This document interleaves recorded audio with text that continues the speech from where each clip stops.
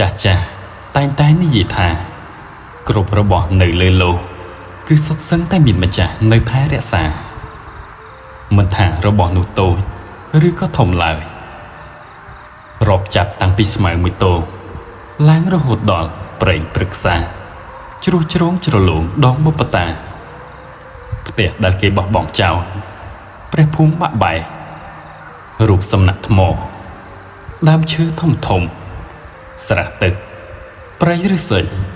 សូម្បីតែផ្លូវដែលយើងធ្លាប់ដើរឆ្លងកាត់រាល់ថ្ងៃទៅមកគឺសុទ្ធសឹងតែមានភាវៈដែលមើលមិនឃើញកំពុងសន្ធិដ្ឋនៅ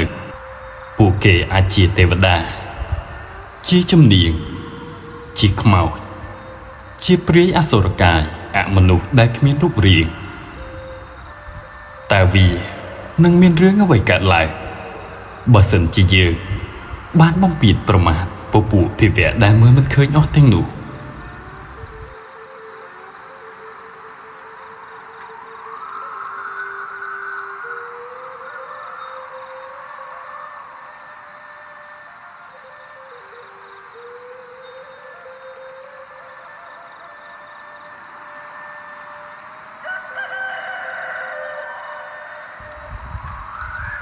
ដំណើរដើមឡើយស្ថិតក្នុងអំឡុងពេលវិសមកាលវាកងធំរាល់គ្រប់អាគ្នេយ៍ក្មេងទាំងគេទាំងខ្ញុំសុទ្ធតែសប្បាយអររំភើបចិត្តព្រោះពិតគ្មានអាណាមួយចូលចិត្តការសិក្សាទេក្បែរផ្ទះខ្ញុំវានាំគ្នាទាំងក្រុមជិះកង់ស្ពីស្បៃស្ពីការុងបំរុងទៅអូសគៀងគីតាមក្រឡុកធ្លុកប្រឡាយយកកូនកំពឹសកូនត្រីដោយទឹកទើបចាប់សម្រក់ទៅថ្មីបានដៃពួកអាដែងកាយដីបំបិតទំនប់លាន់ខ្ញុំពុំបានទៅអីនឹងគេទេគ្រាន់តែឮសំឡេងមន់អាកោករងាវភ្លៀងក៏ប្រញាប់ចុះទៅលុបលាងមុខមាត់ទាញអាវយឺតពណ៌សសោកលើខ្លួនរត់ប្រយឆ្លងផ្លូវសំដៅទៅរបងវត្តត្រឹមតែមួយស្របក់ក្រោយអាគង់និងអាមករាមិត្តរបស់ខ្ញុំវាបានមកដល់ដូចគ្នារួមទាំងក្មេងៗកូនអ្នកជិតខាងប៉ុន្មានអ្នកទៀតអង្គុយត្រៀបត្រានៅក្បែរដងតុងបំណងរបស់ពួកវាពុំខុសពីខ្ញុំទេគឺកំពុងតែរងចាំទៅជួយកាន់ចង្ហាន់ព្រះសង្ឃនិមន្តបិណ្ឌបាតនៅពេលព្រឹកព្រលឹមលុះបានវេលាខណៈព្រះអាទិត្យផ្ដើមអឺតខ្លួនច្បាស់ពន្លឺភ្លឺចាំងជះពីទិសខាងកើត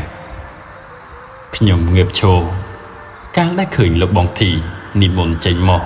ជាមួយនេនតូចនឹងសង្ឃឯទៀតខ្ញុំញញឹមពីចម្ងាយខណៈដែលលោកបងនិងនេននិមន្តមកដល់លោកក៏ហុចស្រាក់ទទេមួយមកឲ្យខ្ញុំកាត់រួចក៏បន្តចេញអំពីរបងវត្តសំដៅឯជើងភូមិអាមករានិងអាគង់វាក៏តាមមកពីក្រោយដោយអាក្មេងៗកូនអ្នកជិតខាងបែងចែកផ្លូវគ្នាទៅម្ខាងទៀតនិយាយត្រង់ចុះតាមពិតទៅពួកវាមិនមានជាក្មេងឧស្សាហ៍អ្វីទេមកតាមព្រះសង្ឃប្រាថ្នាតែនំនេះជែកបង្អែមក្រោយចង្ហាន់ត្រង់តែប៉ុណ្ណោះអ្វីត្បិតតែពន្លឺព្រះអាទិត្យពណ៌មាសរះលើផ្ទៃមេឃពណ៌ខៀវស្រឡះភ្លឺច្បាស់ល្មមដើររំលងផ្ទះអ្នកស្រុកមកនៅតែលេងស្នូសំឡេងមាត់រងាវបន្លឺឡើងពីតាមផ្ទះបណ្ដាក់គ្នាល្វើយលីឡំនឹងចាប់ស្រុកខ្ញៀវខ្ញាជាចាស់តាមបណ្ដោយផ្លូវ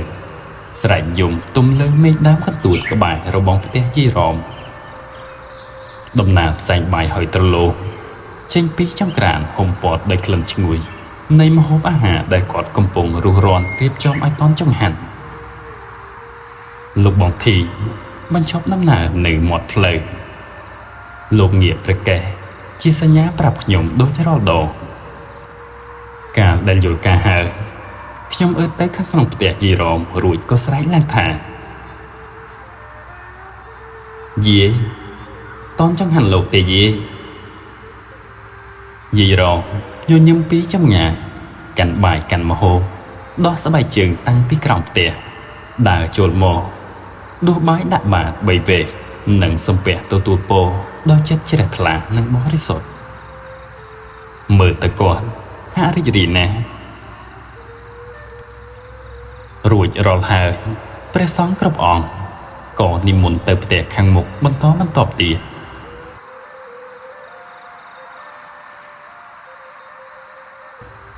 ដោយឡែកខ្ញុំរវល់ផ្ទេមហូបចង្ហាន់ចូលមកក្នុងស្រាសិនទៅរត់ទៅតាមក្រោយបន្តពីផ្ទះមួយទៅផ្ទះមួយរហូតមកដល់ផ្លូវដែលសងខាងសុទ្ធសឹងតែជាព្រៃឫស្សីដុះក្រោមម្លប់ត្រជាក់ល្ហឹម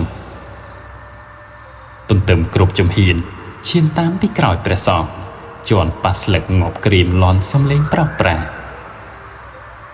ខ្ញុំតែងតែមានអារម្មណ៍ថាព្រឺសម្បុរយ៉ាងមិនដឹងទេពេលមកដល់ផ្លូវនេះម្ដងស្ងាត់ជ្រងំឮតែស្នូកខ្យល់បក់យល់មេឃឫស្សីហើយក៏គ្មានផ្ទះអីមួយក្នុងទេមានតែមុងខ្មោចចិនពណ៌សចំណាស់មួយរំពាត់ដោយវល្លិព្រៃរុក្ខជាតិសុបទ្រុបពុំដែលមានឃើញសាច់ញាតិកូនចៅណាមកកាប់ឆ្កាមើលថែសម្អាតសោះដាក់ភ្នែកទៅឃើញតែកំពូលលឹមនិងអក្សរចិនឆ្លាក់ពណ៌ក្រហមរលុបស្ទើរអស់ទៅហើយធ្លាប់ឮគេនិយាយថាទីតាំងនេះគឺជាភ្នូររបស់កុងស៊ឺគាត់បានបាញ់សម្លាប់ខ្លួនឯងព្រោះតែចាញ់អាប៉ោងជំពាក់គេជំទិះមិនតែប៉ុណ្ណោះអ្នកស្រុកចាស់បាននិយាយទៀតថាកាលពីគាត់ទៅតែស្លាប់ថ្មីគឺលោកមិនឡាច់គេសម្បំណាស់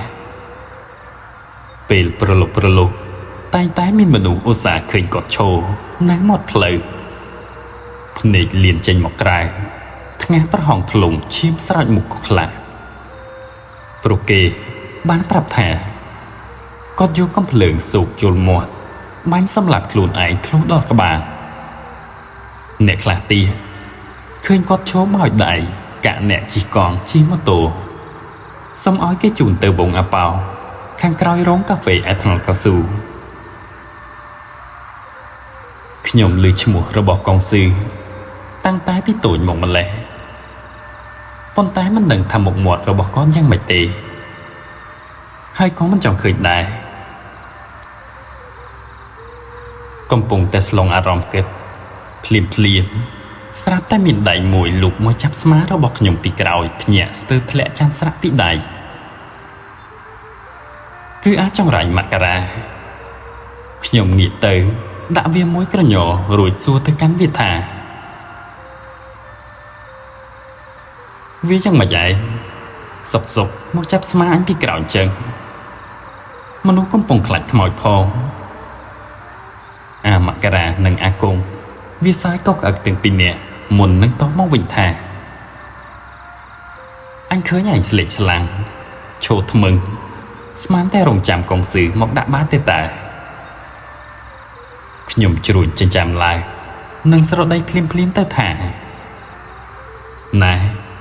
កុំនិយាយលេងសើចវើយប្រយ័ត្នគាត់មករកទៅពួកវាទាំងពីរនៅតែបន្តសើចហើយអាគង់បានលុកមាត់មកដែរថាទៅខ្លាចអីខ្មោចនឹងពុករបស់អញប្រាប់ថាខ្លាចខ្មោចដូចខ្លាចត្រីអាំងចឹងនិយាយរួចវាក៏សើចបន្តទៀតតោះឆាប់ដើរទៅលោកបងធីនិមន្តទៅដល់មុខហើយនិយាយហើយក៏នាំគ្នាស្រោតដំណើរចេញអំពីកន្លែងនេះបន្ទាប់ពីដើរហួសព្រៃឫស្សីពួកយើងក៏បានមកដល់ផ្ទះពីរខ្នងចុងក្រោយនៃភូមិរំលងផ្លូវលំដើមថ្នោតមួយជួរខាងមុខនោះទៀតវាជាភូមិថ្មីប៉ុន្តែលោកបងពុំបាននិមន្តទៅមុខទៀតទេឈប់ត្រឹមផ្ទះឈើចំណាស់ទ្រមពីរខ្នងនេះមីងសារ៉េននិងយាយព្រឿចេញមកដាក់បាតតាមទម្លាប់លុះរួចរាល់ហើយពួកយើងក៏បានជួយលោកបងធីទទួលចង្ហាន់យកនំនែកមកកាន់ហើយក៏បន្តដំណើរបកត្រឡប់ទៅវត្តវិញនៅតាមផ្លូវគឺត្រូវដើរកាត់តាមព្រៃឫស្សី និងភ្នាល់របស់កុងស៊ឺម្ដងទៀតខ្ញុំនៅតែមានអារម្មណ៍ថាព្រឺពេលដើរឆ្លងកាត់ម្ដុំនេះអាមករានិងអាគងនៅតែបន្តនិយាយលេងសើចអំពីខ្មោចកុងស៊ឺធ្វើឲ្យខ្ញុំកាន់តែមានអារម្មណ៍មិនស្រួលពេលដើរមកដល់ក្បែរបរិវេណភ្នោភ្លាមក៏ស្រាប់តែមានខ្យល់បក់មកយ៉ាងខ្លាំងធ្វើឲ្យមេឃរិស័យគ្រវីវិកវើស្លឹកឈើស្ងួតហោះវិលវល់ជំរុះធ្លាក់មកលើក្បាលខ្ញុំយកដៃបបោះសោះនិងគិតថាមិនចង់ងាកទៅមើលទេប៉ុន្តែស្រាប់តែចាប់ឮសំឡេងក្រហឹមយ៉ាងចម្លែកចេញអំពីម្ដុំខាងក្រៅភ្នូនោះភ្នែករបស់ពួកយើងក៏ក្រឡេកទៅព្រមគ្នាទាំង3នាក់ទាំងព្រះសង្ឃគ្រប់អង្គក៏ផ្អាកដំណើរដូចគ្នារងចាំសង្កេតមើលរំពេចនោះឆ្មាខ្មៅធំមួយក្បាលលោតចេញមកធ្វើឲ្យខ្ញុំភ្ញាក់កន្ត្រាក់ខ្លួនថយជំហានវាស្ទុះកាត់ផ្លូវរត់ចូលទៅក្នុងព្រៃម្ខាងទៀតបាត់ស្រមោលឈឹងទំនងដូចជាផ្អើលនឹងអ្វីម្យ៉ាងលោកបងធីនិងណេនបែរងាកមកក្រោយញញឹមតិចរួចក៏បន្តនិមន្តទៅមុខទៀតខ្ញុំនិងអាពូម៉ាក៏ពុំបាននៅយូរទេប្រញាប់រត់ទៅតាមភ្លាមរហូតត្រឡប់មកដល់វត្តវិញ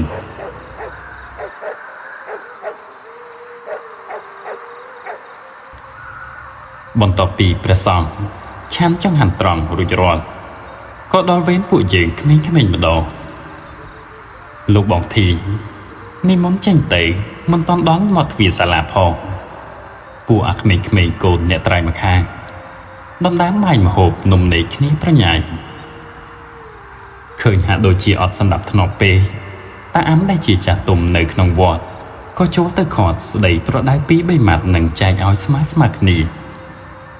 បន្ទាប់ពីហូបរួចក៏នាំគ្នាជួយលើកថាមហូបបោះជូតកន្លែងនិងឆ្លៀបជួយលាងចានយាយរួចរាល់ទៅប្រមូលគ្នាដើរចេញពីខ្លោងទ្វារជាប់របងវត្តសំដៅមកលើផ្លូវដើរប្រគៀកគ្នាទៅផ្ទះវិញខណៈដែលខ្យល់ជំនោបក់រសាប់ដុំពពកអណ្ដែតផុតទៅខាងមុខបន្សល់ទុកតែរស្មីព្រះអាទិត្យក្តៅហែកច្រោះតាមប្រឡោះស្លឹកឈើលើផ្លូវលំខាងក្នុងភូមិអាមករាវាដើរផងយកជើងជួសដីផងហើយត្រឡោមក្រឡេកមើលទៅឯក្រោមផ្ទះមីនធាខាងស្ដាំដៃប្រទេសអ្នកក្លាហានធ្វើដំណើរមកពីគ្រប់ទិសទីប្រជុំជើងគ្នាលេងបៀឮតែមាត់ប្រកែកគ្នារងើលាឡំសំឡេងមន្ទីរួមទាំងអាតូចស្រែកយំលើអង្រឹងគ្មានអ្នកមើលព្រោះម្ដាយរបស់វាក៏កំពុងលេងនឹងគេដែរ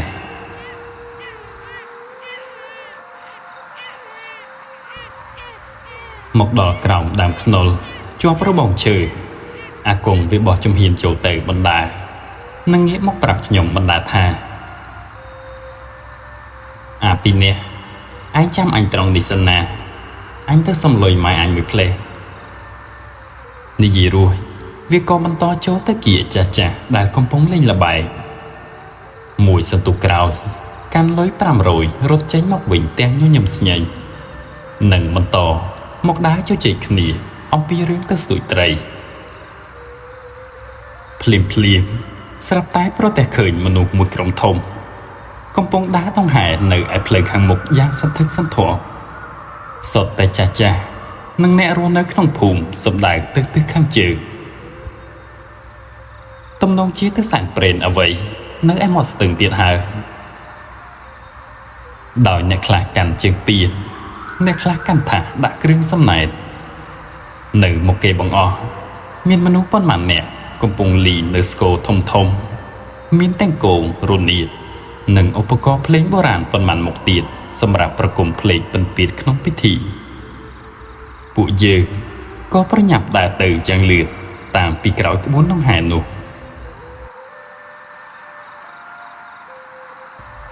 ពេលទៅដល់កាន់តែជិតក៏ឃើញកាន់តែច្បាស់ថាពួកគេកំពុងតែធ្វើដំណើរឆ្ពោះទៅកាន់ដើមជ្រៃក្រឹមមួយគូ យ៉ាងធំសម្បើមដកនៅក្បែរមាត់ស្ទឹងមកខាងត្រើយពីគ្នាវាមានអាយុកាល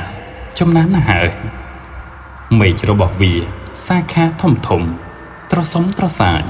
មានឫសរយោគចុះមកក្រោមរទេះរតាយដូចជាពុកចង្កា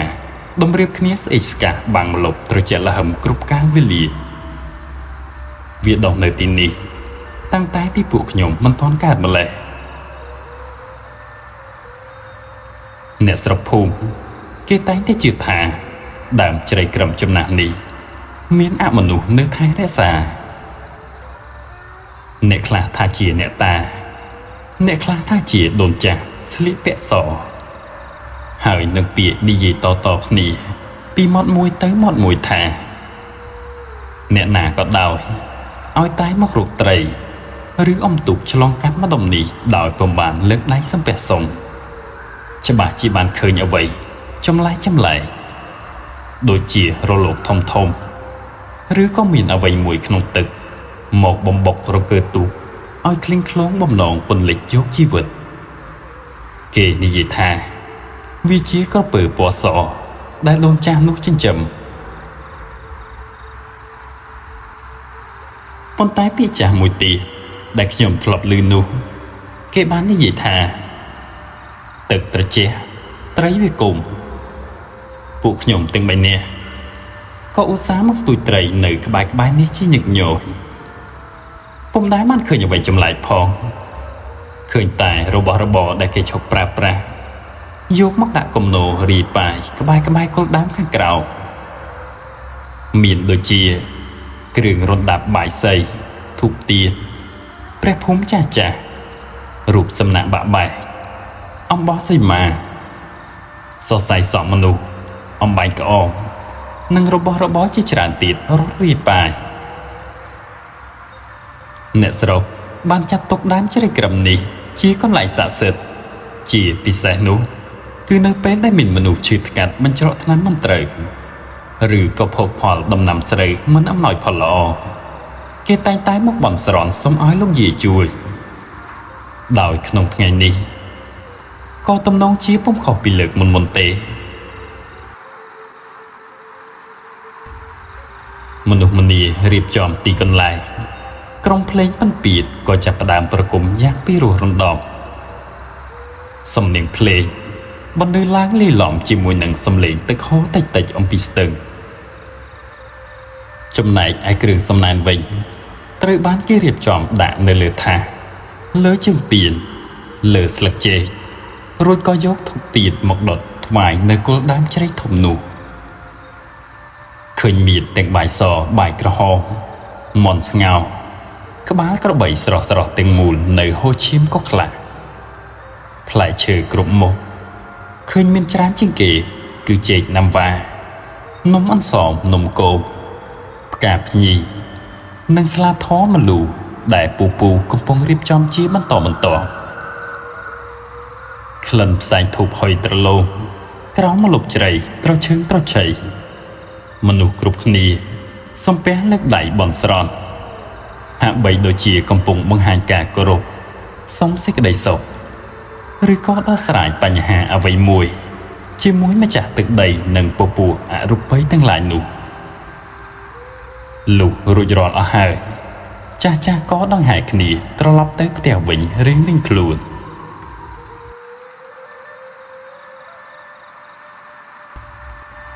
ខ្ញុំយកដៃកែស្មាអាគង់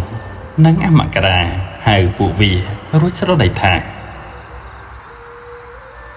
ពីនេះតោះយើងទៅផ្ទះវិញពួកឯងនៅមើលស្អីទៀត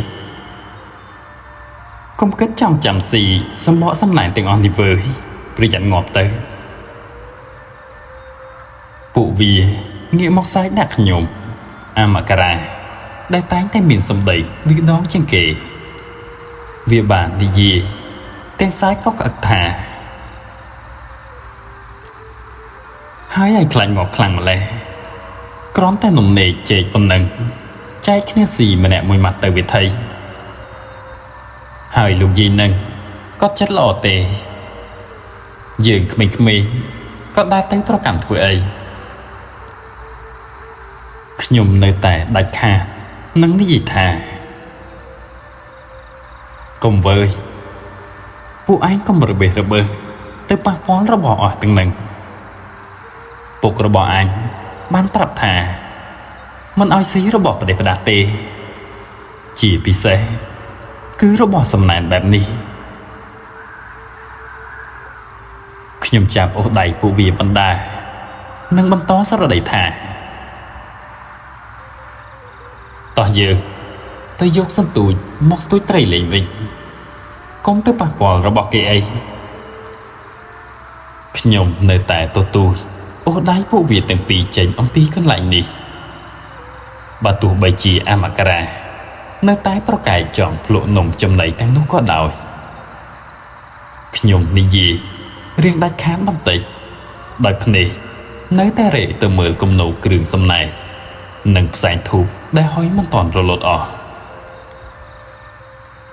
អាគង់វាងក់ក្បាលហើយនិយាយថាតោះទៅយកសន្ទូចផ្ទះអញក៏បានរួចវាក៏ចាប់ទាញដៃអមករាដែលនៅស្ទាក់ស្ទើរចេញពីក្រោមដើមជ្រៃក្រឹមដ៏ធំនោះសម្ដៅត្រឡប់ចូលក្នុងភូមិវិញខ្យល់រសៀករសៀនៅតែបក់នាំចូលក្លិនធូបនិងក្លិនម្ហូបសំណែនមកបប្រាស់ច្រមុះតិចតិចត្បិតដើរមករៀងឃ្លាតឆ្ងាយហើយក៏ពិតមែន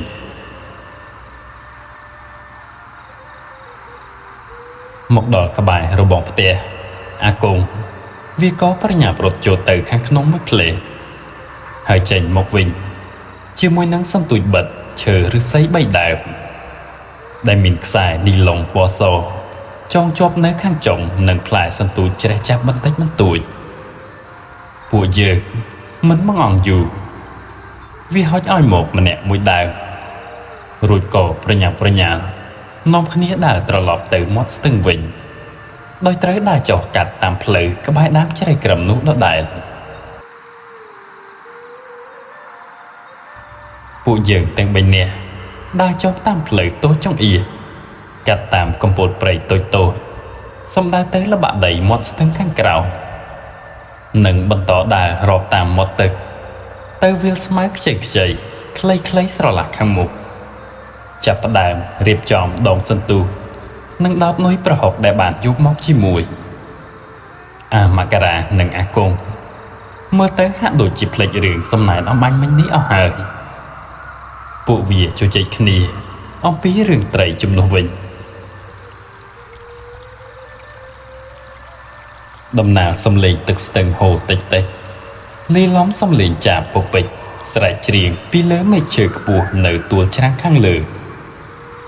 ខ្ញុំយកចុងសន្ទូចវែកប្រឡោះកូនត្រកួនវល្លិរួចបន្តបោះផ្លែសន្ទូចចូលទៅភ្លុងសំងំរងចាំមើលប៉ោលកំរះអាននឹងលើកឡើងប៉ុន្តែភ្នែកនៅតែលួចក្រឡេកទៅមើលដើមជ្រៃក្រឹមធំនោះម្ដងម្កាលម្នាក់គ្មាននរណានិយាយអីទេគឺកំពុងតែអង្គុយមើលសន្ទូចយ៉ាងស្ងៀមស្ងាត់រៀងខ្លួន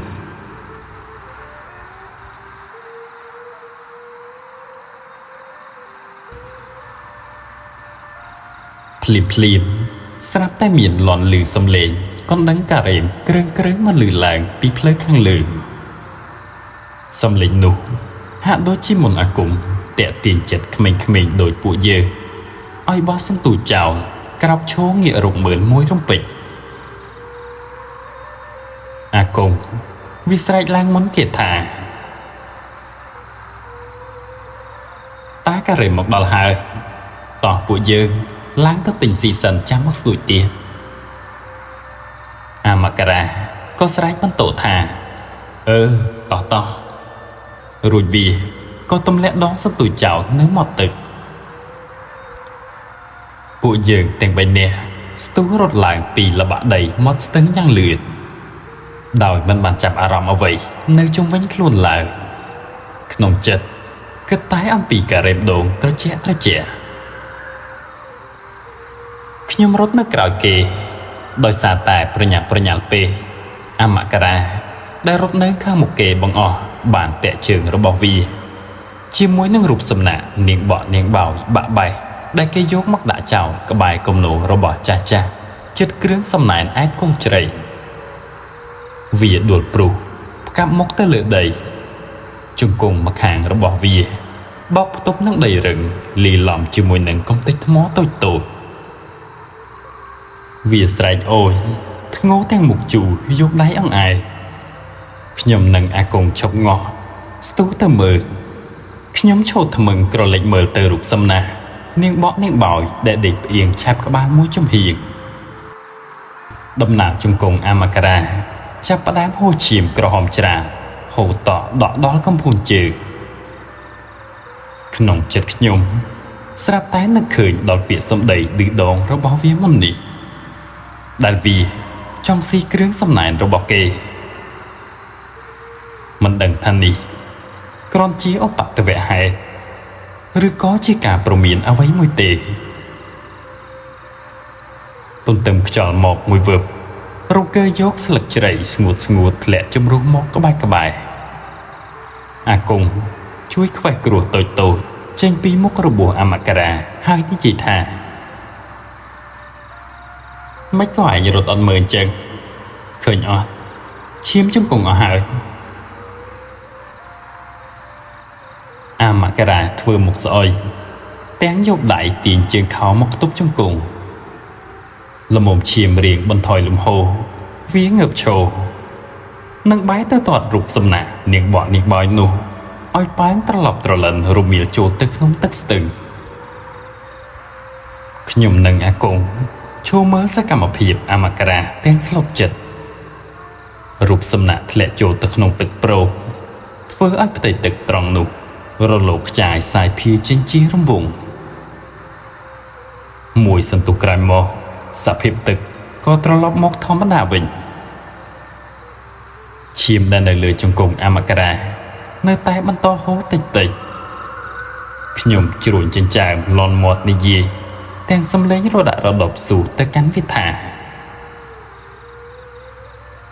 អាមករាហើយធ្វើស្អីនឹងហើយតរបស់គេចោលទៅក្នុងទឹកធ្វើអីប្រយ័ត្នគេខឹងទៅច្បាស់ជាវីវហើយអាគង់មើលទៅក៏ដូចជាមិនស្រួលក្នុងចិត្តដែរវាទាញដៃអាមករាដែលកំពុងតែធ្វើមុខក្រញើអាមករាក្រួយដៃវាចេញហើយក៏តបទាំងកំហឹងថាមកពីអាថ្មចង្រៃនឹងវាតាក់ជើងអញមុននេះនឹងណាវានិយាយទាំងខឹងមុខក្រហមនិងយកដៃជូតឈាមនៅលើក្បាលជង្គង់បណ្ដាទោះបីជាវាព្យាយាមធ្វើចរិតឆេវឆាវនិងទម្លាក់កំហុសលើរូបសំណាកនោះក៏ដោយតែទឹកមុខរបស់វាក៏រៀងផិតភ័យបន្តិចដែរដំណាលអាគង់រត់ចេញទៅកាក់កងតាការ៉េមនៅឯលើផ្លូវខ្ញុំសម្លឹងមើលរបួសលើជើងអាមករាទាំងបារម្ភនិងស្រដីទៅកាន់វាថាអាមករាអញចង់ទៅលាងជើងសិនទៅម៉ែអញប្រាប់ថារបួសអញ្ចឹងដីចូលវាកើតមេរោគវាងក់ក្បាលនឹងយកលុយពីរមូចង្កេះ500ហត់មកឲ្យខ្ញុំនិងនិយាយថាអញ្ចឹងឯងយកលុយនេះទៅទិញការ៉េមឲ្យអញផងអញទៅលាងជើងបន្តិចសិនខ្ញុំឈោងដៃយកលុយពីវាដំណើរគ្នានឹងវាចុះដើរទៅល្បាក់ដីមាត់ស្ទឹងដោយឡែកខ្ញុំរត់ទៅទិញការ៉េមខ្លាចតាគាត់ធាក់កង់ទៅបាត់មកដល់ខ្ញុំហុចលុយឲ្យតាអ្នកលក់ការ៉េមហើយទទួលយកការ៉េមដាក់នំប៉័ង2កំណាត់មួយសម្រាប់ខ្ញុំនិងមួយទៀតទុកឲ្យអាមករាក្លិនឈ្ងុយនៃសណ្តែកដីនិងទឹកដោះគោដែលស្រោចពីលើហាក់ធ្វើឲ្យភ្លេចអស់នៅរឿងរ៉ាវអំបញ្ញមិញមួយផ្លេសអាគង់វាឈោស៊ីនៅក្បែរនេះបណ្ដានឹងស្រដីបណ្ដាថាឆ្ងាញ់ណាស់វើយហើយអាមករាវាទៅណាខ្ញុំក្រឡេកមើលឯផ្លូវចុះទៅមាត់ស្ទឹងវិញ កាន់ការ៉េមក្នុងដៃនឹងតបទៅថាវាមកវិញឥឡូវហើយវាចោលទៅលាងជើងនៅខាងក្រៅហើយផ្ញើឲ្យអញទិញការ៉េមនេះឲ្យវាខ្ញុំនិងអាគង់ឈរស៊ីការ៉េមនៅលើផ្លូវជជែកគ្នាលេងបណ្ដើររងចាំអាមករាវាឡើងមកវិញប៉ុន្តែពេលវេលាចេះតែកន្លងទៅមួយស្របក់ធំទៅហើយនៅតែមិនឃើញស្រមោលវាឡើងមកវិញសោះការ៉េមក្នុងដៃខ្ញុំក៏រលាយចិត្តអស់សល់តែនំប៉័ងភ្លាមអាគង់វិជ្រុញចិញ្ចើមសួរមកកាន់ខ្ញុំម្ដងទៀតថាហើយអាមករាវាទៅយូរម្លេះអាគង់និយាយបណ្ដានឹងទម្លាក់សំណល់នំប៉័ងដែលស៊ីមិនអស់ចោលទៅលើដីព្រុសរួចងាកទៅមើលផ្លូវចុះស្ទឹងក្បែរដើមជ្រៃក្រឹមដំណើរខ្ញុំក៏ស្រដីដូចគ្នាថាមានហើយលាងជើងអីក៏យូរម្លេះឬក៏វាឈឺជើងខ្លាំងពេកឡើងមកវិញមិនរួចក្នុងចិត្តខ្ញុំចាប់ផ្ដើមអន្ទះសាររឿងអាមករាតតរុកសំណាក់នោះស្រាប់តែរសាត់ចូលមកក្នុងគូក្បាលខ្ញុំវិញភ្លាមនឹកឃើញដល់ទឹកមុខខឹងសម្បារបស់វានិងសកម្មភាពតតបញ្ជូនរុកសំណាក់នោះឲ្យរមៀលធ្លាក់ចូលទៅក្នុងទឹកស្ទឹងខ្ញុំនិយាយទាំងមិនរងចាំចម្លើយពីអាគង់តោះអាគង់យើងចុះទៅមើលវាបន្តិច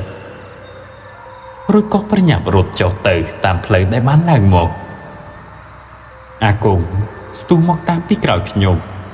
រហូតមកដល់ល្បាក់ដីមាត់ស្ទឹងទីនេះនៅតែស្ងាត់ជ្រងំមានតែសំឡេងទឹកហូរនិងខ្យល់បក់តិចដងសន្ទូចទាំង3នៅតែដេកស្ងៀមនៅលើដីដដែលហាក់ដូចជាគ្មាននរណាបានប៉ះពាល់ខ្ញុំនិងអាគង់ដែលរាប់តាមមាត់ទឹកផងស្រែកហៅឈ្មោះវាផងអាមករាអើយឯងនៅឯណាអាមករាតោះយើងទៅផ្ទះវិញគ្មានសំឡេងឆ្លើយតបស្ងាត់ជ្រងំឮត្រឹមតែស្នូរទឹកហូរតិចលាយឡំសូរសំនៀងកូនចាស់និងស្លឹកឈើដែលខ្យល់បក់ប៉ះជុំវិញបរិវេណនេះគ្មានអ្វីគួរឲ្យកត់សម្គាល់ទេក្រៅតែអំពីដានជើងខ្លះនៅលើដីទន់សើមដែលពួកយើងជន់មុននេះពុំដឹងថាអាមករាវាបាត់ទៅណាទេក្រោយពីតាលោកការ៉េមបន្តធាក់កងហួសផុតទៅសំឡេងក្មេងៗដែលមកចំរំទិញក៏រសាត់បាត់ទៅម្ដងបន្តិចដូចគ្នាបរិយាកាសជុំវិញដើមជ្រៃក្រឹមដ៏ធំនោះហាក់ដូចជាកាន់តែស្ងប់ស្ងាត់នាំឲ្យខ្ញុំព្រឺសម្បល់ខ្ញាក់ខ្ញាខុសប្រក្រតីអាគង់វានិយាយទាំងភ័យហើយវាបាត់ទៅណានឹងខ្ញុំក៏ព្រួយបារម្ភពុំខុសពីវាទេអញមិនដឹងទេខ្ញុំនិយាយទាំងសំឡេងញ័រខណៈដែលគំនិតអាក្រក់ផ្សេងចាប់ផ្ដើមជួលមកក្នុងគូក្បាលអាគង់ស្លេកមុខដោយក្រដាស់វាចាប់ផ្ដើមទាញដៃខ្ញុំហើយនិយាយទាំងត្រដិតទឹកដកថាតោះយើងទៅប្រាប់ចាស់ប្រាប់ពុកអញឲ្យលឿនឡើងទាំងភ័យខ្លាចទាំងព្រួយបារម្ភបានគ្រប់ដណ្ដប់លើពួកយើងខ្ញុំនិងអាគង់រត់សម្ដៅត្រឡប់ចូលទៅក្នុងភូមិវិញយ៉ាងលឿនមិនទាំងហ៊ានងាកក្រោយមើលទៅដើមជ្រៃក្រឹមនោះទៀតផងខ្យល់វឺតហាក់ដូចជាកាន់តែត្រជាក់ហើយសំឡេងស្លឹកជ្រៃធ្លាក់ហាក់ដូចជាខ្សឹបខ្សៀវប្រាប់ពីអ្វីម្យ៉ាង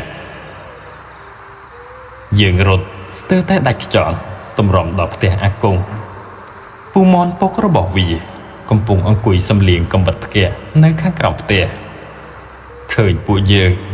រត់មកទាំងស្លន់ស្លោមុខស្លេកស្លាំង គាត់ក៏ទម្លាក់កំបិតក្នុងដៃចុះសិនហើយងើបសួរទាំងឆ្ងល់មកកាន់ពួកយើងថាយ៉ាងម៉េចហើយពួកអត់ដែងរត់មកដង្ហក់ដង្ហើមសឹងមិនដល់គ្នាមានរឿងអីនឹងអាគង់ស្ទុះចូលទៅចិត្តពុកវាហើយនិយាយទាំងហត់ក៏ខុសថាពុកអាមករាវាបាត់ខ្លួនហើយពុកពូមនភ្ញាក់ផ្អើលនិងបន្តសួរថាហើយថាម៉េចដើរលេងតែ3នាក់នឹងហើយវាបាត់ទៅណាទើបតែឃើញយកសន្ទូចទៅស្ទូចត្រីជាមួយគ្នាតើខ្ញុំក៏ប្រញាប់បន្ថែមថាមែនហើយពូគឺវារត់ទៅទិញការ៉េហើយតាក់ជើងនឹងរូបសំណាក់គេនៅឯគល់ជ្រៃដួលឈាមជង្គង់វាខឹងក៏តតរូបនោះចូលទៅក្នុងទឹកក្រោយមកវាចុះទៅលាងជើងនៅឯមាត់ស្ទឹងតែចាំបាត់មិនឃើញវាឡើងមកវិញសោះពួកខ្ញុំចុះទៅរកក៏រកមិនឃើញមិនមានដានជើងអ្វីសោះខ្ញុំនិយាយមួយដង្ហើមទាំងភ័យខណៈដែលពូមនឮថាអាមករាទាត់រូបសំណាកគេនៅឯគល់ជ្រៃក្រឹមចូលស្ទឹងទឹកមុខរបស់គាត់ក៏ប្រែជាតានតឹងមួយរំពេចគាត់ដកដង្ហើមធំហើយនិយាយទាំងសំឡេងធ្ងន់ថាពួកឯងប៉ុណ្ណាណៃហើយមិនដេចក៏លេលើចឹងកន្លែងហ្នឹងមិនមែនជាកន្លែងលេងសើចបានទេពូម៉ងមិនបានមកអងយូរឡើយគាត់ប្រញាប់ដើរទៅផ្ទះតាសុកដែលជាចាស់ទុំម្នាក់ទៀតនៅក្នុងភូមិនិងជាមនុស្សម្នាក់ដែលតែងតែចូលរួមក្នុងពិធីសែនព្រេននៅឯដើមជ្រៃក្រឹមនោះជាប្រចាំខ្ញុំនិងអាគង់រត់តាមពីក្រោយមួយសន្ទុះមកអ្នកស្រុក2-3នាក់ទៀតដែលបានឮដំណឹងក៏ចាប់ផ្ដើមប្រមូលផ្ដុំគ្នាមុខរបស់ពួកគាត់ម្នាក់ដូចជាមិនសូវស្រួលទេក្រោយពីតាសុកបានដឹងរឿងគាត់ក៏ប្រែទឹកមុខជាស្រពោនដូចគ្នាគាត់ដកដង្ហើមធំចេញក្រៅរួចនិយាយថាអញប្រមានពួកវាច្រើនដងហើយថាកុំឲ្យទៅធ្វើអីផ្ដេសផ្ដាសនៅកន្លែងហ្នឹងរឹងណាស់ពួកអាក្មេងអស់នេះលោកយាយម្ចាស់ទឹកដីគាត់មិនចូលចិត្តឲ្យអ្នកណាទៅប្រមាថទេហើយរូបសំណាកនោះទៀតសោតមិនដឹងជារបស់អ្នកណាយកទៅទុកទេតែវាក៏សុទ្ធតែជាវត្ថុមានព្រលឹងសន្ធិដ្ឋថែរក្សាតែទាំងអស់ហ្នឹងក្រោយពីជំនុំគ្នារួចអ្នកភូមិក៏នាំគ្នាដើរយ៉ាងលឿនសំដៅទៅដើមជ្រៃក្រឹមនៅឯមាត់ស្ទឹងនោះមានទាំងមនុស្សធំចាស់ជិត10នាក់ទៅជាមួយមេវារៀងធ្លាក់ពន្លឺដែរហើយអ្នកខ្លះកាន់ភ្លើងចន្លោះខ្លះកាន់ដំបងត្រៀមនៅនឹងដៃទឹកមុខម្នាក់ពោពេញដោយក្តីបារម្ភនិងប្រុងប្រយ័ត្នពេលទៅដល់ទីនោះបរិយាកាសដូចជាកាន់តែស្ងប់ស្ងាត់ហើយគួរឲ្យខ្លាចជាងមុនទៅទៀតខណៈព្រះអាទិត្យចាប់ផ្ដើមទេទៀបរៀបបាត់ពន្លឺពីទិសខាងលិចជះស្រមោលវែងពូម៉ននិងតាសុកចាប់ផ្ដើមស្រែកហៅឈ្មោះអាមករាអើយឯងនៅឯណាចេញមកក្មួយដំណាតាសុកក៏ស្រែកទៅដូចគ្នាអាមករាបើឮសំឡេងតាឆ្លើយមកវិញផងសំឡេងស្រែកហៅរបស់ពួកគាត់លាន់លឺរំពងព្រៃប៉ុន្តែគ្មានការឆ្លើយតបមកវិញឡើយមានតែស្នូរខ្យល់បោះនិងសំឡេងទឹកហូរតិចពួកគាត់ចាប់ផ្ដើមដើរចុះរកតាមមាត់ស្ទឹងដោយពិនិត្យមើលគ្រប់កំពត់ព្រៃនិងដានជើងនៅលើដីភូ ខ្ញុំនឹងអាគមដើរតាមពីក្រោយភ្នែករំពេញមើលជុំវិញខ្លួនទាំងព្រឹកសម្បុរខ្ញុំលួចក្រឡេកមើលទៅផ្ទៃទឹកត្រង់កន្លែងដែលអាម៉ាការ៉ាទាត់រុកសំណាក់នោះចូលទៅស្រាប់តែមានអារម្មណ៍ថាដូចជាមានអ្វីម្យ៉ាងកំពុងសម្លឹងមើលមកពីក្នុងទឹកចាស់បន្តដើររកតាមមាត់ទឹករហូតដល់កន្លែងដែលពួកយើងអង្គុយស្ទួយត្រីដងសន្ទូចនៅដដែលរួមទាំងនុយក៏នៅក្រៀមកំពិតលើគោកមិនយូរប៉ុន្មានមេឃក៏ចាប់ផ្ដើមងងឹតស្រាប់តាមវេលាពួកគាត់បន្តដុតចន្លោះបំភ្លឺពិនិត្យមើលជុំវិញយ៉ាងល្អិតល្អន់ប៉ុន្តែគ្មានឃើញដានអ្វីប្លែកក្រៅតែពីដានជើងរបស់ពួកយើងដែលបានបន្សល់ទុកពីពេលមុននោះទេតាសុកដើរបកត្រឡប់មកជិតគល់ជ្រៃក្រឹមគាត់លើកដៃសំពះហើយនិយាយខ្សឹបសុំអង្វរម្ចាស់ទឹកម្ចាស់ដីសុំកុំឲ្យយកទោសបីដល់ក្មេងដែលមិនដឹងខុសត្រូវហើយសុំឲ្យដោះលែងអាម៉ាការ៉ាត្រឡប់មកវិញផ្សាយធូបពីសំណែនពេលថ្ងៃទោះបីជារលត់អស់ហើយក្តីក៏ក្លិនរបស់វានៅតែរសាត់តិចមកជាមួយខ្យល់ទន្ទឹមស្បែកងងឹតចាប់ផ្ដើមគ្របដណ្ដប់កាន់តែក្រាស់ទៅពន្លឺចន្លោះដែលអ្នកភូមិកាន់បានត្រឹមតែបំភ្លឺជារង្វង់តូចជុំវិញខ្លួនតែប៉ុណ្ណោះការស្វែងរកហាក់ដូចជាគ្មានលទ្ធផលទេអាម៉ាការ៉ាបានបាត់ខ្លួនទៅសូន្យឈឹងហាក់ដូចជាបានរលាយបាត់ទៅក្នុងខ្យល់អាកាសតាសុកនិងពូម៉ននៅក្រោមដើមជ្រៃក្រឹមដកដង្ហើមធំទឹកមុខរបស់ពួកគាត់ពោពេញដោយក្តីបារម្ភលាយឡំដោយជំនឿទៅលើរឿងអរូបីតាសុកនិយាយតិចទៅកាន់ពូម៉នថាយើងរកធម្មតាបែបនេះវារកមិនឃើញទេមើលទៅច្បាស់ជាលោកយាយម្ចាស់ទឹកដីឬក៏ប្រលឹងអ្វីមួយនៅម្ដុំនេះគេបាំងភ្នែកលះមិនឲ្យរកឃើញហើយដោយសារទង្វើប្រហើនរបស់វានឹង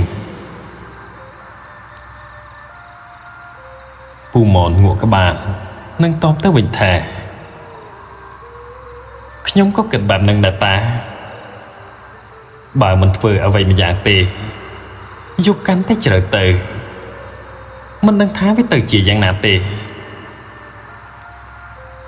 ក្រោយពីពិភាក្សាគ្នាមួយសន្ទុះតាសុកក៏សម្រេចចិត្តភ្លាមគាត់គឺជាមនុស្សដែលអ្នកភូមិតែងតែពឹងពាក់ក្នុងរឿងពិធីកម្មបែបនេះតាសុកឈរអោបដៃបន្តនិយាយដោយទឹកមុខមឹងមាត់ថាគឺមានតែវិធីមួយទេគឺត្រូវធ្វើពិធីបញ្ចុះរូបសួរលោកយាយម្ចាស់ទីនេះដោយផ្ទាល់ថាតើក្មេងនោះវានៅឯណាហើយត្រូវធ្វើបែបណាទើបគាត់ព្រមដោះលែងឪពុករបស់អាម៉ាការ៉ានិងអ្នកភូមិនៅជុំវិញនោះក៏យល់ស្របតាមដោយគ្មាននរណាម្នាក់ប្រកែកឡើយព្រោះនេះជាជំរឿចុងក្រោយហើយក្នុងស្ថានភាពបែបនេះពួកគាត់ក៏ចាប់ផ្ដើមរៀបចំយ៉ាងប្រញាប់ប្រញាល់អ្នកខ្លះរត់ត្រឡប់ទៅភូមិវិញដើម្បីយកគ្រឿងសំណែនបន្ថែមដូចជាធូបទៀនផ្កាភ្ញីស្លាធម៌និងប្រដាប់ប្រដាមួយចំនួនទៀតសម្រាប់ពិធីចំណែកតាសុកក៏បានចាត់ចែងរកអ្នកដែលអាចធ្វើជារូបស្នងនិងទៅតាមក្រុមភ្លេងឯក្នុងភូមិជាសំណាងល្អយាយម្នាក់ក្នុងចំណោមអ្នកដែលបានមកជាមួយធ្លាប់ធ្វើជារូបស្នងពីមុនមកដែរក្រោមពន្លឺភ្លើងចន្លុះភ្លឹបភ្លែខ្លះកាន់ក្នុងដៃខ្លះដាក់ដោតបំភ្លឺនៅក្រោមគល់ជ្រៃក្រឹមខណៈពិធីបានចាប់ផ្ដើមលោកយាយអ្នកស្នងរូបស្លៀកពាក់សហើយអង្គុយនៅស្ងៀមក្បែរគំនរគ្រឿងសំណែនដែលទើបរៀបចំថ្មីតាសុកចាប់ផ្ដើមដុតធូបបួងសួង សូត្រមន្តខ្សឹបខ្សឹបលីឡំសំឡេងភ្លេងប្រគំបាញ់ជន់អរិយអញ្ជើញដាស់វិញ្ញាណម្ចាស់ទឹកដីឲ្យយាងមកសន្ធិដ្ឋក្នុងរូបដើម្បីសាកសួរពីបញ្ហាដែលកំពុងកើតឡើងបរិយាកាសកាន់តែស្ងប់ស្ងាត់ទៅឮតែស្នូភ្លេងនិងសំឡេងខ្យល់បក់រុស៊ីតាមមេឃឈើខ្ញុំនិងអាគង់ឈរនៅពីក្រោយមនុស្សចាស់ក្នុងចិត្តពោពេញដោយក្តីភ័យខ្លាចភ្នែករបស់ខ្ញុំចេះតែរេទៅមើលលោកយាយដែលកំពុងអង្គុយស្ងៀមនោះមួយសន្ទុះក្រោយមកលោកយាយដែលជារូបស្នងក៏ចាប់ផ្ដើមញ័រកន្ត្រាក់ខ្លួនតិចហើយដកដង្ហើមញាប់ទៅតាមចង្វាក់ភ្លេងដែលគេប្រគំនិងស្ទុះងើបរេរាំយកជើងជន់តំត្រមដីចំនួន3ដងធ្ងន់រហូតមុតចំកំទេចថ្មដាច់ចេញឈាមគាត់ហាក់ដូចជាមិនទទួលដឹងការឈឺចាប់អ្វីទេភ្លេងបានស្ងាត់ទឹកមុខរបស់គាត់ប្រែប្រួលរួចក៏បើកភ្នែកធំឡើងក្រឡងសម្លឹងមើលជុំវិញដោយក្រសែភ្នែកមួយដែលមិនមែនជាគាត់មុននេះឡើយសំឡេងគាត់ក៏បន្លឺឡើងខុសប្លែកពីសំឡេងធម្មតា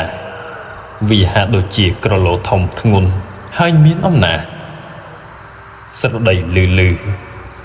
មកកាន់អ្នកគ្រប់គ្នាថាពួកឯងមានការអីបានជាមករំខានអញទាំងយកប្រលប់ដូចនេះតាសុកលើកដៃសំពះហើយនិយាយដោយគៀរវៈភាពថាសូមម្ចាស់ទឹកដីមេត្តាអភ័យទោសដល់ចៅដែលមករំខានទាំងយកពួកចៅសូមសួរថាតើក្មេងប្រុសឈ្មោះមករាដែលបានបាត់ខ្លួននៅបណ្ដុំនេះតើលោកយាយម្ចាស់បានឃើញឬក៏ដឹងថាវានៅឯណាដែរទេសំឡេងសើចតិចចេញអំពីរូបស្នងនោះធ្វើឲ្យអ្នកនៅទីនេះព្រឺសម្បល់គ្រប់គ្នាក្មេងនោះវាប្រហើនណាស់វាហ៊ានមកប្រមាថកន្លែងរបស់អញហើយថែមទាំងតតគេឲ្យធ្លាក់ទឹកទៀតទង្វើបែបនេះមិនអាចលើកលែងឲ្យបានទេ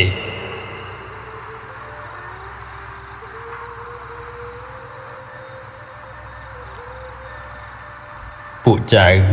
ដឹងថាវាខុសហើយលោកយាយម្ចាស់តាសុក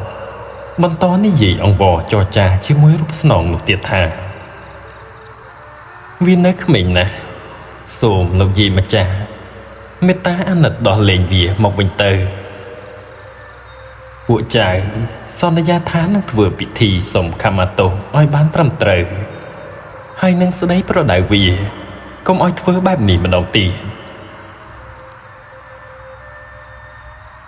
រូបស្នងនោះស្ងាត់មួយសន្ទុះហាក់ដូចជាកំពុងតែពិចារណារួចនិយាយមកវិញថា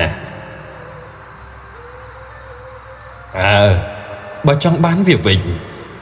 ត្រូវតែសន្យាថានឹងយករូបសំណាកនោះទៅទុកនៅកន្លែងដើមហើយធ្វើគ្រឿងសំណែនសុំខមាទោសឲ្យបានធំដុំជាងនេះចំណែកក្មេងនោះអញគ្រាន់តែលាក់វាទុកនៅក្រោមឫសជ្រៃមាត់ទឹកត្រើយមកខាងកើតប៉ុណ្ណោះវាមិនតន់ស្លាប់ទេទៅរកវាទៅ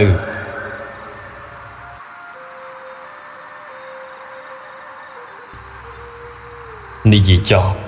យាយអ្នកស្នងរូបនោះក៏ដួលសន្លប់ស្ដោកស្ដាងបាត់មាត់បាត់កអ្នកភូមិក៏ប្រញាប់ជួយគ្នាគ្រាគាត់និងរកក្រណាត់មករុំរបួសជើងតាសុកនិងពូម៉នព្រមទាំងអ្នកភូមិប៉ុន្មានអ្នកទៀតក៏ស្ទុះរត់ទៅរកទូទៅតាមទិសដែលរូបស្នងនោះបានបង្ហាញប្រាប់ដោយខ្ញុំនិងអាគង់រត់តាមទៅពីក្រោយទាំងត្រហេបត្រហោប៉ុន្តែពុករបស់វាមិនបានឲ្យទៅជាមួយទេគឺកំពុងតែឈរមើលនៅឯត្រើយខាងនេះទាំងអន្តេសា ពួកគាត់ចែវទូកទៅឯបច្រាំងយកចន្លោះឆ្លោះទៅតាមមាត់ទឹកត្រើយខាងកើតដែលមានឫសជ្រៃធំធំទម្លាក់រយិងរយោចុះមកក្រោមដូចជាវាំងនោទីនោះមានកំពតក្រាស់ក្រាស់ហើយក៏ងងឹតជាងកន្លែងផ្សេងទៀត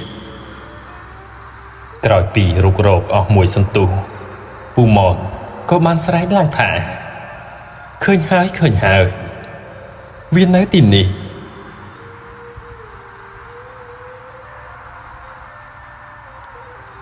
ពួកយើងខំប្រឹងចំទើតខ្លួនមើលហើយក៏បានឃើញអមករាពិតមែនវាអង្គុយក្រោមឫសជ្រៃក្រាស់ខ្មឹកមិនដឹងថាវាឆ្លងទៅបានដោយរបៀបណាទេខណៈដែលចាស់យកវាត្រឡប់មកដល់ត្រើយខាងនេះវិញភ្នែកវាស្លោះទឹកមុខស្លេកស្លាំងហាក់ដូចជាវង្វេងវង្វាន់និយាយស្ដាប់គ្នាមិនចង់បានសម្លៀកបំពាក់របស់វាដាច់រហែកបន្តិចបន្តួចនិងមានស្នាមឆ្កូតខ្លះនៅលើខ្លួនតែមើលទៅមិនមានរបួសអ្វីធ្ងន់ធ្ងរទេ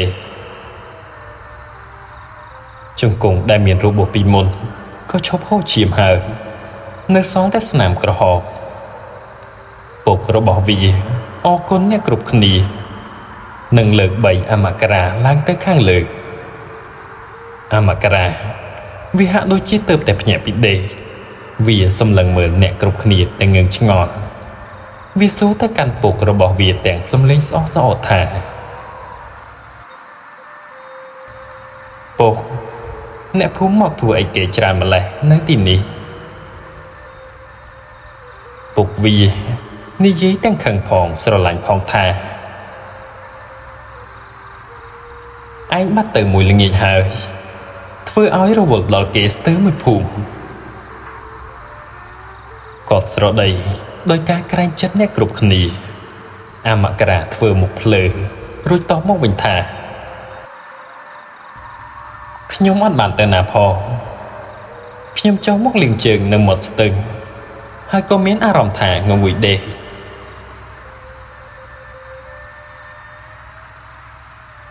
វាហាក់ដូចជាមិនបានដឹងតតែសោះថាខ្លួនបានបាត់ទៅអស់ជាច្រើនមកហើយបង្កឲ្យមានការភ្ញាក់ផ្អើលពេញភូមិពុករបស់វាអោនក្បាលអរគុណគេម្ដងហើយម្ដងទៀតជាពិសេសគឺតាសុកនិងពូម៉នដែលជាអ្នកដែលសកម្មជាងគេឃើញថាមានសុវត្ថិភាពវិញហើយអ្នកភូមិក៏បំបែកគ្នាទៅផ្ទះរៀងខ្លួនដំណើរខ្យល់រាត្រីបក់មករវិចរវិចរំកិលស្លឹកឈើបន្លឺលន់ស្នូខណៈស្រមោលនៃដើមឈើនៅសងខាងផ្លូវជះលើដីហាក់ដូចជាមានរូបរាងចម្លែកពេលទៅដល់ផ្ទះអមករាម្ដាយរបស់វាកំពុងអង្គុយនៅចាំជាមួយកូនតូចនៅមាត់ចន្ទើទាំងទឹកភ្នែករលីងរលោងគាត់យកអាតូចទៅដាក់លើអង្រឹងនិងចុះមកទទួលអមករាទាំងរំភើបវាមួយដៃចំកំបេះគូតមុននឹងសួរដេញដោលប៉ុន្តែអមករានៅតែឆ្លើយទាំងមិនដឹងអីចម្លើយរបស់វាធ្វើឲ្យឪពុកម្ដាយនិងអ្នកដែលបានឮកាន់តែជឿជាក់ថាវាពិតជាត្រូវគេយកទៅលាក់កំបាំងភ្នែកពិតមែនមុននឹងចាក់ចេញទៅតាសុកក៏បានផ្ដាំពុកអមករាថាយប់នេះឲ្យវានៅតែផ្ទះទៅកុំតន់ឲ្យវាចេញទៅណាផ្ដេសផ្ដាស់វើយប្រយ័ត្នគេបដូរចិត្តពិតជាពិបាកហើយ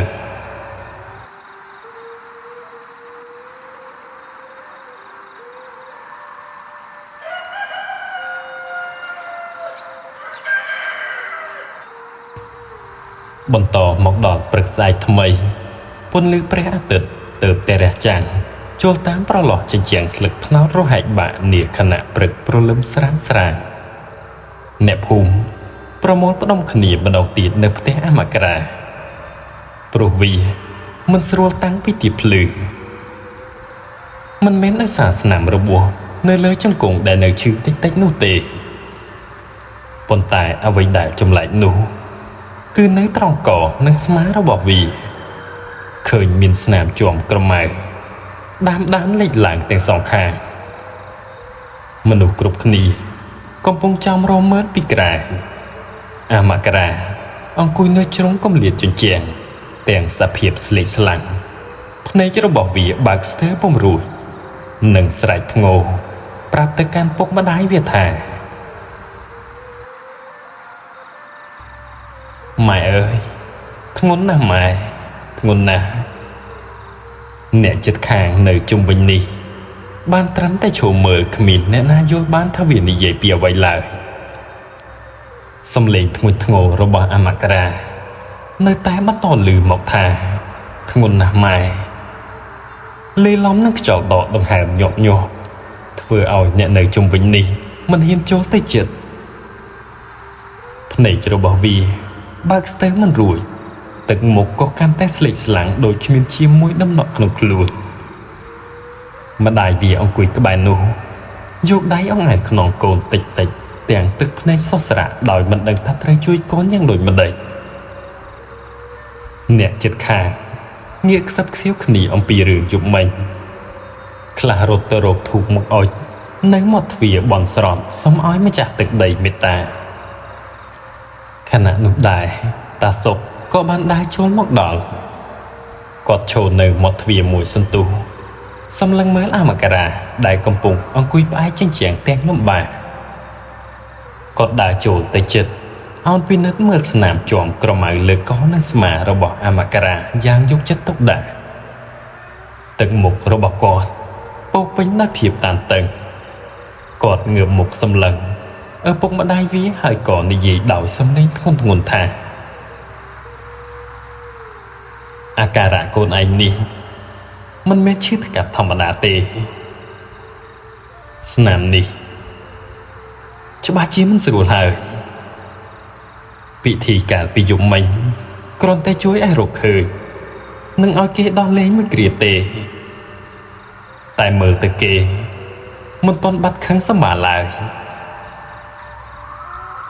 ពុករបស់អាមករាលើកដៃសំពះតាសុករួចនិយាយទាំងញ័រថាលោកតា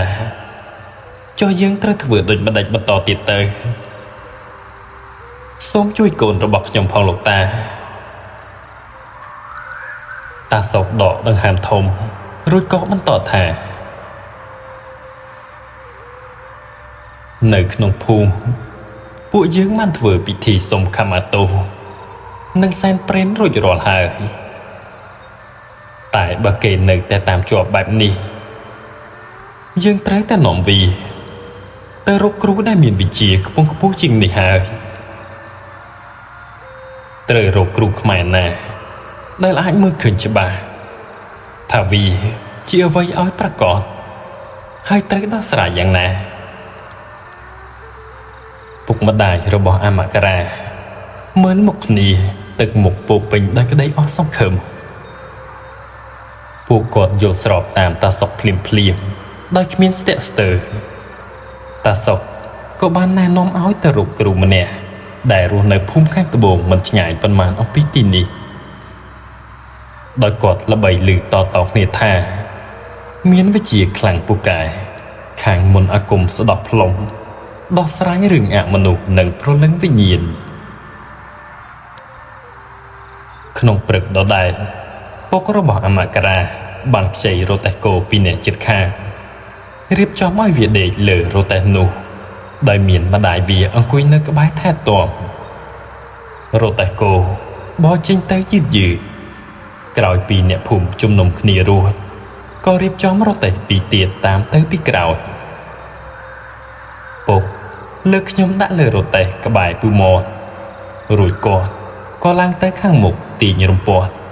វាគោឲ្យស្ទុះទាញរទេះចេញទៅមកដល់ប្រគីគ្នាអាមករានៅតែស្រែកធ្ងោថាធ្ងន់ណាស់ហើយម្ដងម្កាលវាតែងតែបើកភ្នែកសម្លឹងមើលទៅខាងលើហាក់ដូចជាមើលឃើញអ្វីមួយដែលអ្នកដទៃមើលមិនឃើញធ្វើឲ្យម្ដាយវាកាន់តែភ័យខ្លាចនិងព្រួយបារម្ភ ទីបំផុតពួកយើងក៏បានមកដល់ផ្ទះលោកគ្រូវាជាផ្ទះឈើតូចមួយនៅដាច់ឆ្ងាយពីគេបន្តិចជុំវិញមានដាំដើមរុក្ខជាតិឱសថផ្សេងជាច្រើនស្អេកស្កះលោកគ្រូ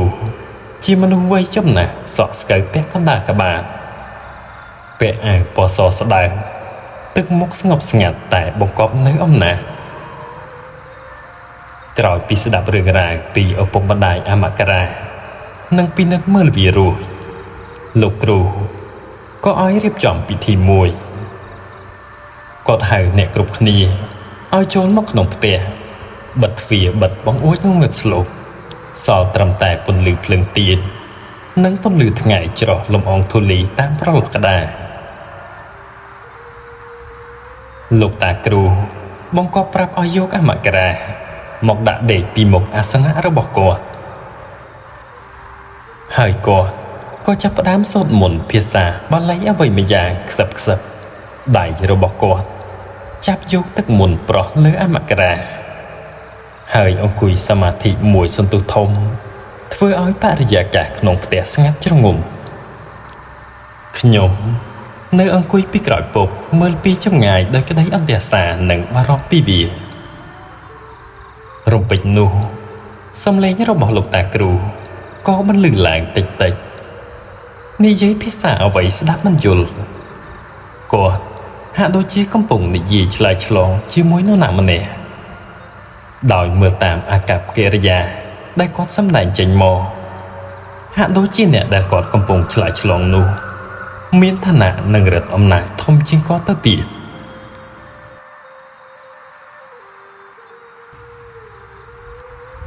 ក្រោយពីលោកតាគ្រូបើកភ្នែកឡើងមកវិញគាត់សម្លឹងមើលទៅអមករា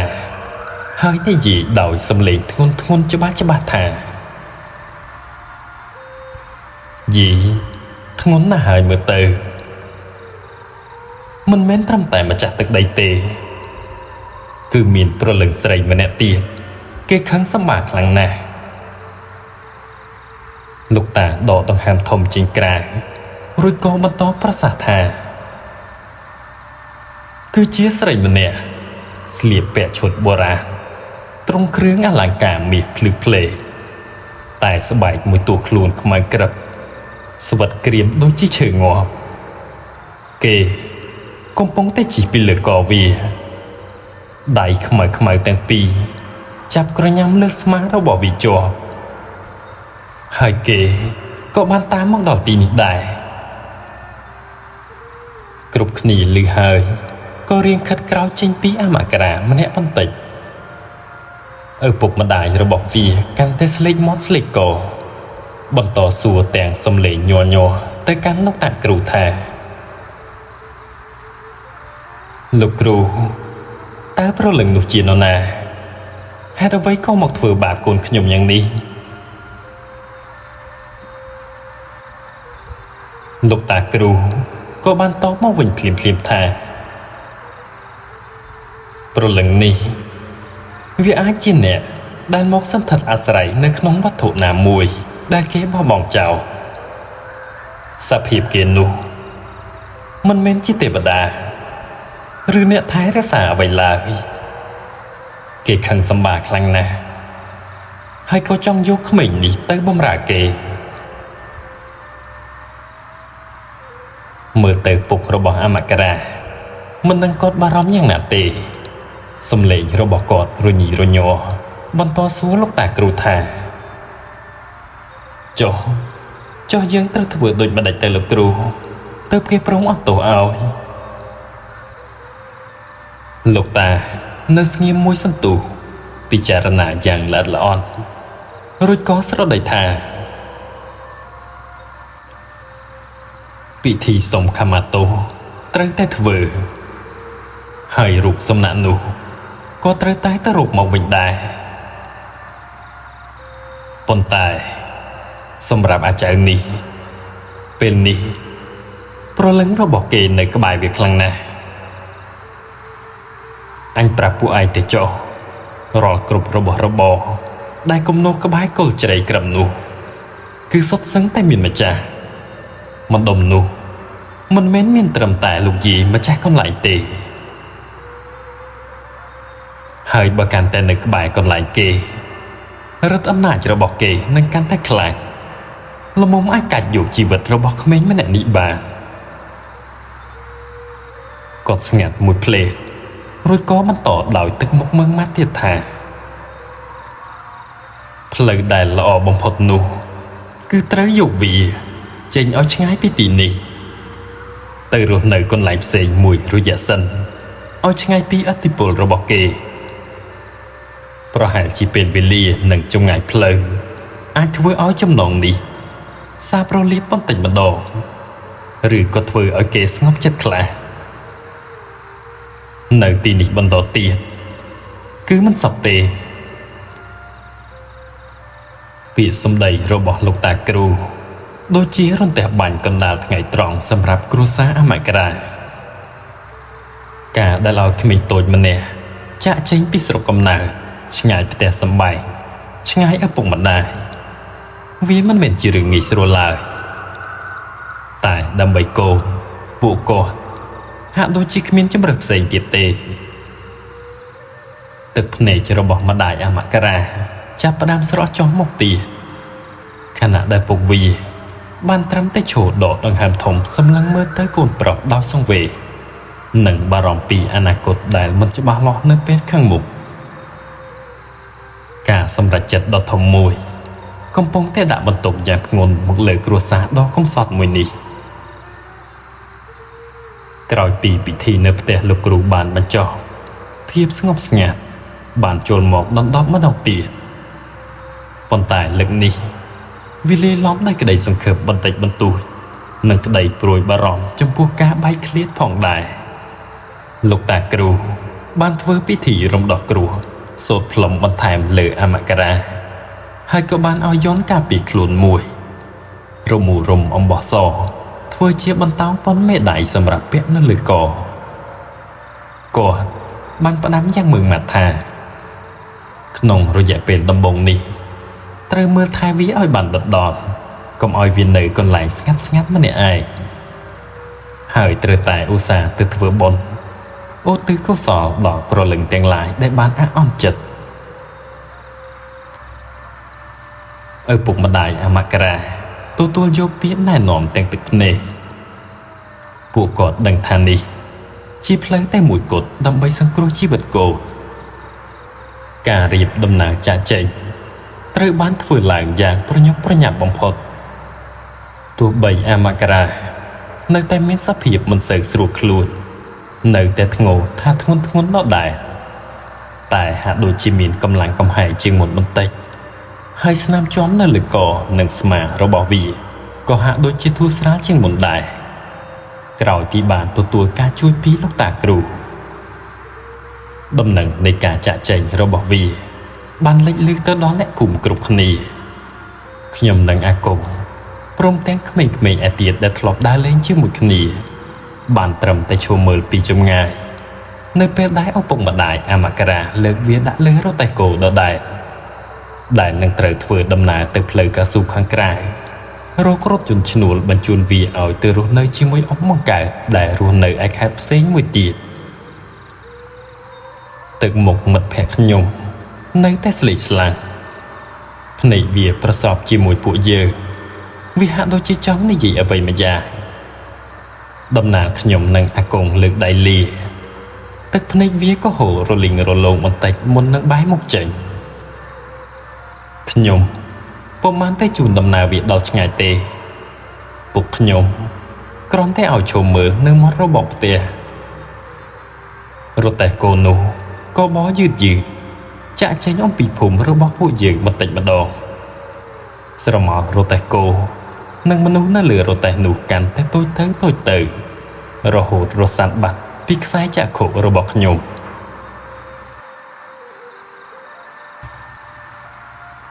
តាំងពីថ្ងៃនោះមកខ្ញុំនិងអមករាក៏បានដាច់ទំនាក់ទំនងទាំងស្រុងជីវិតប្រចាំថ្ងៃរបស់ខ្ញុំនិងអាគងនៅតែបន្តទៅមុខពួកយើងនៅតែទៅលេងវត្តទៅស្ទូចត្រីតែក៏មិនហ៊ានទៅក្បែរដើមជ្រៃក្រឹមនោះទៀតទេ ការបាត់បង់មិត្តភក្តិម្នាក់វាបានបន្សល់ទុកនៅចន្លោះប្រហោងមួយនៅក្នុងចិត្តរបស់ពួកយើងរាល់ពេលនឹកឃើញដល់អាមករាខ្ញុំតែងតែនឹកឃើញដល់ហេតុការណ៍ដ៏គួរឲ្យព្រឺព្រួចនៅដើមជ្រៃក្រឹមនោះចំណែកឯរូបសំណាកនាងបកនាងបោយឆែបក្បាលបន្តិចនោះវិញតាសុកនិងអ្នកភូមិបាននាំគ្នាចុះទៅរៀបរកក្នុងស្ទឹងយកឡើងមកលើហើយក៏បានយកមកដាក់នៅកន្លែងដើមដដែលព្រមទាំងបានធ្វើពិធីសុំខមាទោសយ៉ាងធំដុំមួយនៅគល់ជ្រៃនោះម្ដងទៀតពេលវេលាបានកន្លងផុតទៅជាច្រើនខែឆ្នាំខ្ញុំក៏កាន់តែធំដឹងក្តីជាងមុនបន្តិចនេះក្នុងថ្ងៃនេះក៏កំពុងតែមកជួយការងារបុណ្យនៅក្នុងវត្តជាមួយគេឯងខ្ញុំបានឮពូម៉ូនពុករបស់អាគង់និយាយជាមួយចាស់ចាស់និងពុកម៉ែអាមករាគាត់បានសួរសុខទុក្ខអំពីវីខ្ញុំក៏បានដើរចូលទៅស្ដាប់នឹងគេដែរគឺអាមករាវាបានជាសះស្បើយហើយក្រោយពីទៅរស់នៅទីនោះមួយរយៈក្រោមការមើលថែពីអ៊ំរបស់វីនិងទទួលការព្យាបាលពីគ្រូផ្សេងទៀតព្រមទាំងការធ្វើបុណ្យទានមិនដែលដាច់អាការៈរបស់វាក៏បានធូរស្បើយជាលំដាប់រហូតបាត់អស់នៅអាការៈចម្លែកទាំងនោះហើយក៏អាចរស់នៅបានដូចក្មេងៗធម្មតាវិញវាបានចូលរៀននៅទីនោះហើយមានសុខភាពល្អរឹងប៉ឹងឡើងវិញហើយ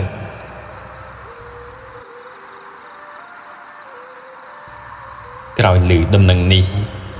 ខ្ញុំមានអារម្មណ៍ថាធូរចិត្តជាខ្លាំងទោះបីជាពួកយើងលេចបានជួបគ្នាដូចមុនក៏ដោយត្រឹមដឹងថាមិត្តរបស់ខ្ញុំអាចរួចផុតពីគ្រោះដ៏អាក្រក់នេះខ្ញុំក៏សប្បាយចិត្តឡើងវិញហើយរឿងរ៉ាវរបស់អាមករាបានក្លាយជាមេរៀនមួយសម្រាប់ខ្ញុំនិងអ្នកភូមិទាំងមូលអំពីការគោរពដល់ទីកន្លែងនិងវត្ថុផ្សេងដែលយើងជឿថាមានព្រលឹងវិញ្ញាណឬម្ចាស់ថែរក្សាវាក៏ជាការរំលឹកមួយថាពិភពលោកនេះអាចនឹងមានអ្វីជាច្រើនទៀតដែលយើងមើលមិនឃើញហើយការគោរពនិងការមិនប្រមាថគឺជារឿងដ៏សំខាន់បំផុតចាប់តាំងពីថ្ងៃនោះមកខ្ញុំកាន់តែមានការប្រុងប្រយ័ត្នជាងមុនពេលដើរឆ្លងកាត់កន្លែងស្ងាត់ឬឃើញវត្ថុបុរាណចាស់ក្នុងចិត្តខ្ញុំតែងតែនឹកដល់ពាក្យចាស់និយាយថា